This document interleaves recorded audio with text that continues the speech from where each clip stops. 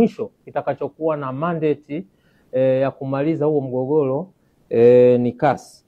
Na unaweza ukaona kwamba sisi tulisimama tukiamini kwamba swala hili limefika kasi, limeisha. Kwa hiyo tuliendelea na utaratibu wetu wa kutangaza ratiba, tukaupangia huo mchezo ratiba namba 184 kwamba utachezwa Juni 15. Lakini bado pia kuliendelea na sintofahamu nyingi, sisi sote ni mashuhuda. Katika busara ya kawaida kama nilivyotangulia kusema kwamba Bodi ya Ligi Kuu Tanzania ni chombo cha vilabu, kwa hiyo kina wajibu pale mwenye chombo chake anapoonyesha kulalamika ama anapoonyesha kuto kutendewa haki, basi tuna wajibu wa kuona namna gani ambaye tunakutana naye, tunazungumza na vitu vya aina hii.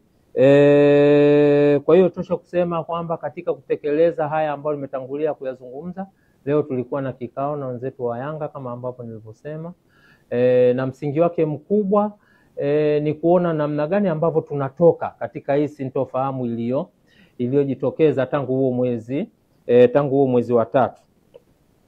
Tumekuwa na kikao kizuri, ni declare interest kwamba tumekuwa na kikao kizuri. Ni aina ya vikao, ni aina ya transparency ambayo kama vyombo, kama bodi, kama vilabu ndio aina ndio platform pekee kwamba kunatokea tatizo, mnaandikiana barua, mnakutana, mnajadili mambo yenu kwa pamoja, and then mnatengeneza mwelekeo ili muweze kutoka hapo mlipofika. Kwa hiyo kwenye kikao chetu wenzetu wamekuja na mambo manne. Wenzetu wamekuja na mambo manne ambayo sisi kama bodi, kama secretariat tuna wajibu ya kupokea na kuyachakata. Sio kupokea tu, tunapokea na kuyachakata, na yale ambayo mnaona kwamba yako ndani ya skopu ya Bodi ya Ligi Kuu kwa maana kuyafanyia maamuzi, basi tunayafanyia maamuzi.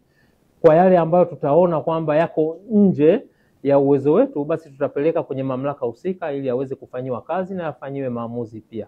Kwa hiyo kwenye mambo manne, jambo la kwanza ambalo tumepokea kutoka kwa wenzetu baada ya majadiliano marefu, azimio la kwanza ni kuvunjwa kwa kamati ya usimamizi na uendeshaji ya Bodi ya Ligi Kuu.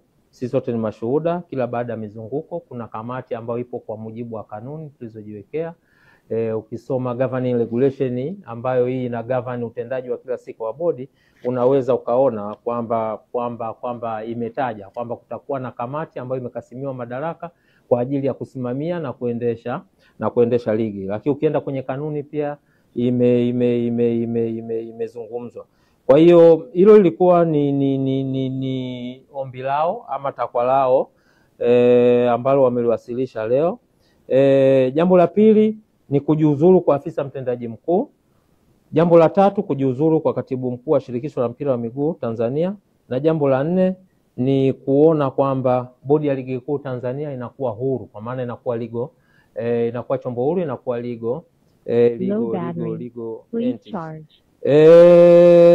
Itoshe kusema kwamba secretariat pamoja na uongozi wa Bodi ya Ligi Kuu Tanzania, kwa sababu kwenye kikao alikuwepo mwenyekiti wa bodi, alikuwepo makamu mwenyekiti wa bodi, alikuwepo mjumbe wa management committee ambayo imekasimiwa madaraka na mkutano mkuu kuweza kusimamia utendaji wa kila siku wa Bodi ya Ligi Kuu.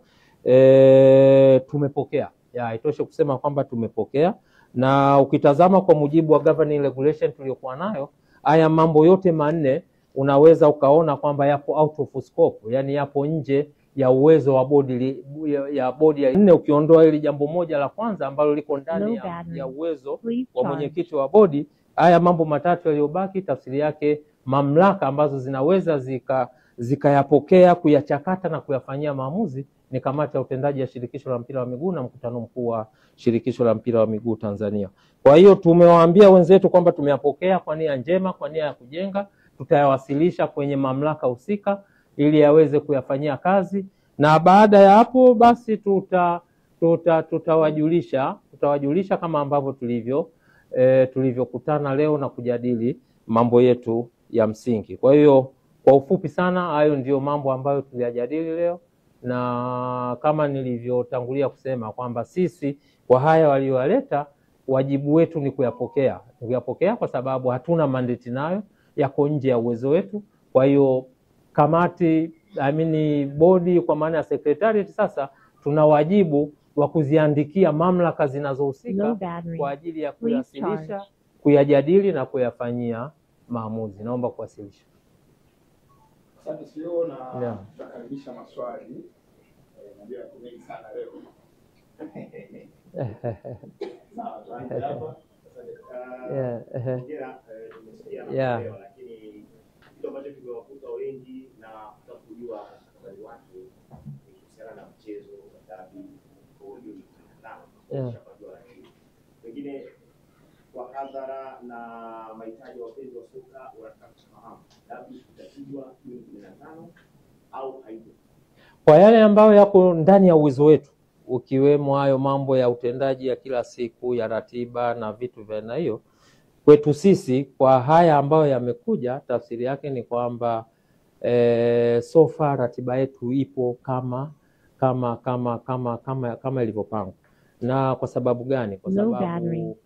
Kwa sababu chombo kinachoendesha na kusimamia ligi ni chombo kingine tofauti na watu ambao leo wamekutana. Na ndio maana nikasema kwamba tumepokea and then tutapeleka sasa kwenye mamlaka husika, zikiwemo hizo kamati na mamlaka nyinginezo.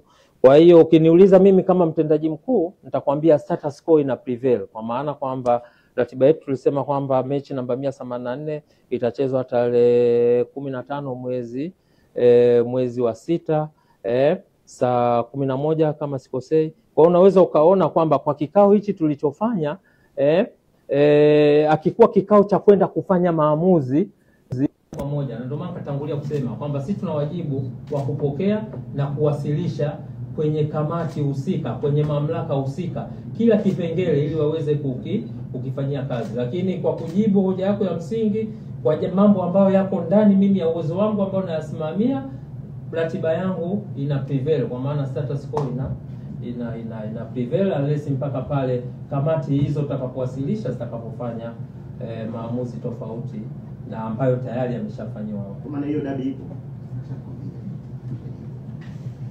Tuongoze kwa imanda. Pole na kikao kizito sio. Asante. Mchezo ili ufanyike unahitaji maandalizi. Maana ya logistics zile zote ambazo zina consist mchezo mzima. Sahihi. Ikiwemo swala la kwanza timu mwenyeji kueleza venue ya uwanja, venue ni ipi, viingilio na nini, vitu ambavyo mpaka sasa havijafanyika. Na je, katika kikao chenu Yanga wamesemaje, wataendelea na hizo procedure au kama hayo yatakayofanyika yasipofanyika ni kipi ambacho wamekieleza? Wataendelea na hizo procedure kueleza kila kitu kitakachofanyika au wameendelea kusimama na msimamo wao kwamba hiyo mechi hawatashiriki? Yanga position yao ni kwamba wangetamani haya yafanyike ili wao warudi katika huo mchezo. Changamoto tuliyokuwa nayo, ukiyatazama haya mambo kuyatamka ni mambo ambayo yanawezekana, lakini ukija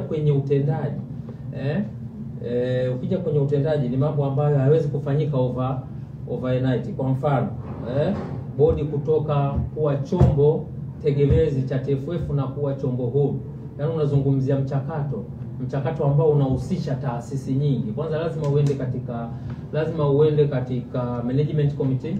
Ukitoka kwenye management committee uende kwenye mkutano mkuu wa bodi.